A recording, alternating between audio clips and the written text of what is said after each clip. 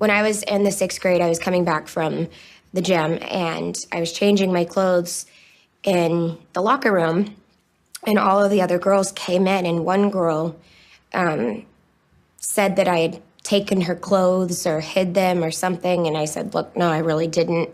I don't know where clothes went, but I didn't touch them.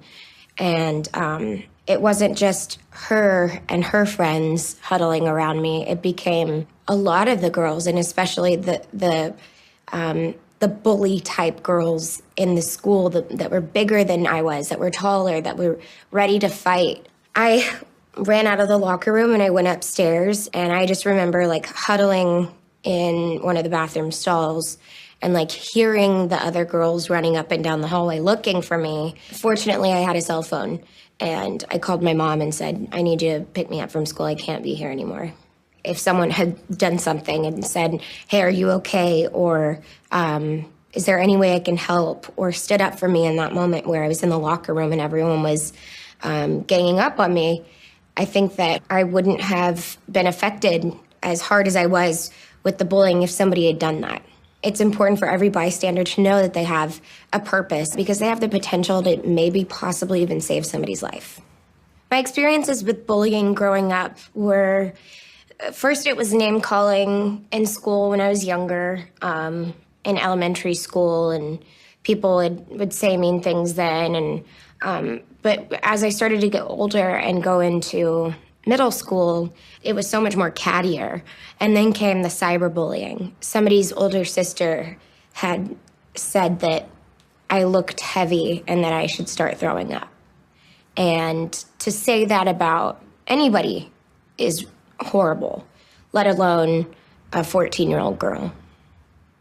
With cyberbullying, it's a whole different world. And that's the scary part, is there's no teachers, there's no parents to put their foot down and say, you can't post this about so-and-so. You know, most of the time they're not even watching.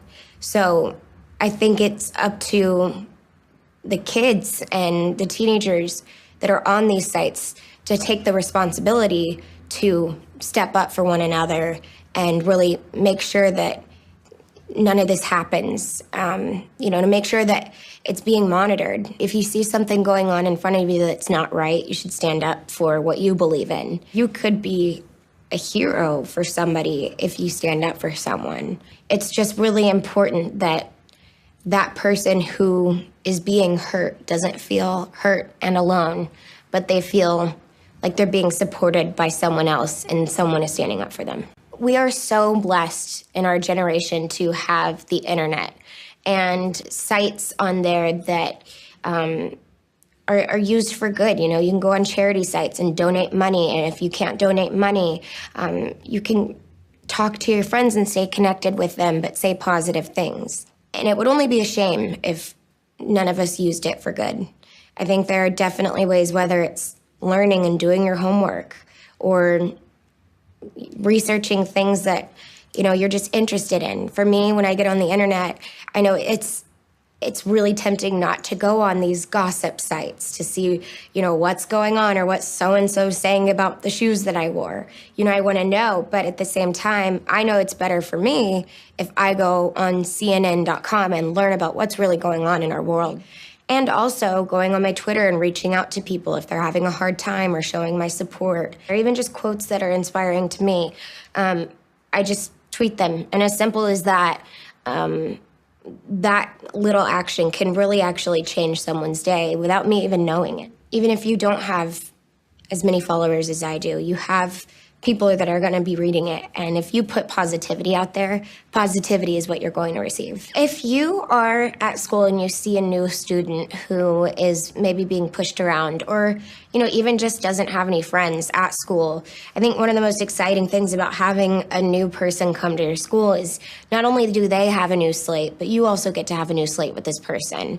So if, there were times where I wasn't the nicest kid in the world either when I was 11 or 12. None of us are perfect. But what we can do is try to do good and not focus on our mistakes in the past. And I think that's what I'm able to do now is, really acknowledge the people that are new in my life, and maybe friends, circle of friends or whatever. And for people at school, you know, the new kids in school, they need love and support too. So reach out to them and just, you know, be there for them so that they don't feel lonely and scared like you would if you were new to a school.